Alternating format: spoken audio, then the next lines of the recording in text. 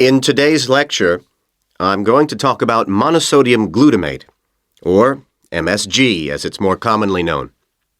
Now, MSG, as you probably know, is a flavor enhancer which is used particularly in Chinese and Japanese cooking. Today, I am going to explore why it is so popular in these cuisines, and more importantly, how does it enhance the flavor of food? The main reason why MSG is more commonly used in Japanese meals is tradition. For many thousands of years, the Japanese have incorporated a type of seaweed known as kombu in their cooking, as they discovered it had the ability to make food taste better. But it wasn't until 1908 that the ingredient in kombu, which was responsible for the improvement in flavor, was actually discovered to be glutamate by scientists working there. From 1908 until 1956, glutamate was produced commercially in Japan by a very slow and expensive means of extraction. It was in 1956 that the speed of the process was improved and industrial production increased dramatically and still continues to increase to this day. In fact, hundreds of thousands of tons of MSG are produced all over the world today.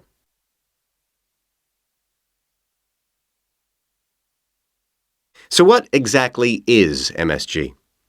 Well, monosodium glutamate contains 78.2% glutamate, 12.2% sodium, and 9.6% water.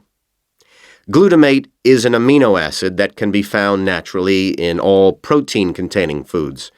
So this includes food such as meat and cheese. It is widely known that Chinese and Japanese food contains MSG, but many people don't seem to be aware that it is also used in foods in other parts of the world. For example, it is found in commercially made Italian pizzas, in American fast food, and in Britain, MSG is used in things like potato crisps. So, how exactly does MSG work? Well, in the Western world, we commonly talk of 4 tastes, and I'm sure you're all familiar with the concepts of sweet, sour, bitter, and salt. Well, in 1908, Kikunae Ikeda identified a 5th taste, and it is thought that MSG intensifies this naturally occurring taste in some food. It does make perfect evolutionary sense that we should have the ability to detect or taste glutamate because it is the amino acid which is most common in natural foods. John Prescott, an associate professor at the University of Chicago, suggests that this 5th taste serves a purpose just as the other tastes do.